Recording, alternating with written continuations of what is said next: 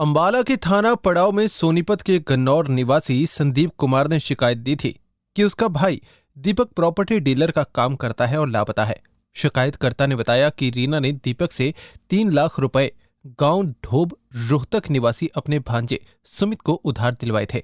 गन्नौर निवासी रीना भी सहारा कंपनी में कार्यरत थी और दोनों के बीच पैसे का लेन देन होता रहता था। इसी बीच रीना अंबाला शहर सेक्टर 10 में किराए के मकान में शिफ्ट हो गई थी। वहां पर भी पैसे के लेन देन को लेकर उसके भाई दीपक का आना जाना था।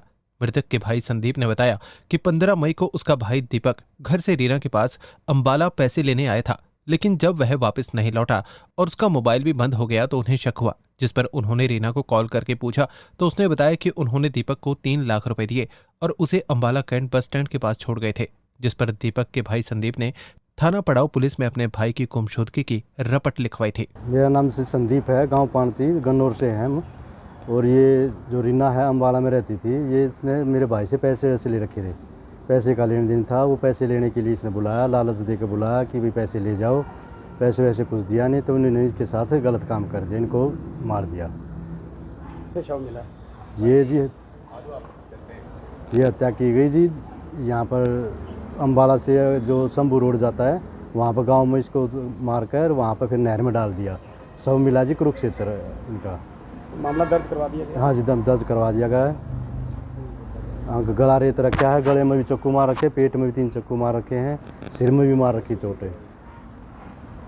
हाँ, पहले जी खाने में इसका कुछ मिलाया है, फिर इसको ले गए हैं, फिर गाड़ी में इसको चक्कू मारा गला रेता का इसका। उसके बाद ये बाहर निकलने लगा तो सिर में पीछे से डंडा मारा और फिर पेट में और गले में चक्कू दोबारा फिर मारे। कितने लोग शामिल थे इस हत्या में? इसमें 2 हैं जी, एक लेडीज और एक सुमित कुमार और एक रीना। हमारा भाई यहाँ पर मिसिंग हुआ था तो हमने पुलिस में कंप्लेंट करवाई और यहाँ पर लाल कुर्ती चौकी में हमने कंप्लेंट करवाई। उन्होंने जल्द से जल्द ही कार्रवाई करी, उनको पकड़ा भी और हमारे भाई की जो लाश हुई वो तुरंत मिल गई हमें। और हम तो वैसे अब इतना चाहते हैं कि उन पर कड़ी से कड़ी कार्रवाई की जाए, क्योंकि हमारा तो भाई गया, सब कुछ गया, लेकिन हमें ये चाहते हैं कि बहुत ज़्यादा से ज़्यादा जो मिल सकता ना भाई, आगे किसी के साथ ऐसा ना हो तो वो कड़ी कार्रवाई इनके साथ की जाए। वहीं दूसरी तरफ थाना पड़ाव के एसएचओ दिलीप सिंह ने बताया कि हत्या के मामले में दोनों आरोपियों को गिरफ्तार कर लिया गया है। अभी तक जांच में सामने आया है कि दीपक ने रीना व सुमित से 3 लाख रुपए लेने थे। उन्होंने दीपक को घर बुलाया और उधारी चुकाने के लिए आरोपियों के पास पैसे नहीं थे। तब दोनों आरोपियों ने दीपक को कार में बिठाया और घनौर पंजाब लेकर पहुंच गए, जहां उन्होंने दरवाना ब्रांच नहर के किनारे उसका मर्डर करके शव नहर में बहा दिया। फिलहाल पुलिस ने दोनों आरोपियों को गिरफ्तार करके अदालत में पेश किया है, जहां महिला को न्यायिक हिरासत में भेज दिया गया है तथा सुमित का 2 दिन का पुलिस रिमांड दिया गया है। 17 तारीख को सूचना आई थी, लाल कुर्ती चौकी में सोनीपत के करीब 15-20 आदमी आए थे। उन्होंने ये कहा कि उनका भाई रिश्तेदार यहाँ पर अंबाड़ा में आया था और उसके बाद वो अभी तक आया नहीं है घर पे। तो पहले उन्होंने हमें गुमशुदगी के कंप्लेंट दी थी, जिस पे हमने केस रजिस्टर्ड किया था। तो उसी दौरान जब उनसे पूछताछ करी तो पूछताछ में उन्होंने बताया कि हमें रीना पे और उसका रीना का भांजा है सुमित, उस पर शक है। तो हमने केस रजिस्टर्ड किया, केस रजिस्ट्रेशन करके रीना से और सुमित से पूछताछ करी। पूछताछ में यह सामने आया कि उन्होंने मृतक दीपक को नींद की गोलियां दे के, पहले सब्जी में नींद की गोलियां दी और उसके बाद उसको गन्नौर, जो पंजाब पटियाला में पड़ता है, वहाँ रास्ते में ले जाकर मार दिया और चाकुओं से हमला किया। पहले उसकी गर्दन काटी, 3 चाकू पेट में, 3 गर्दन में और 2-3 डंडे सर पे। उसके बाद जब वो मर गया तो उसको नहर में फेंक दिया।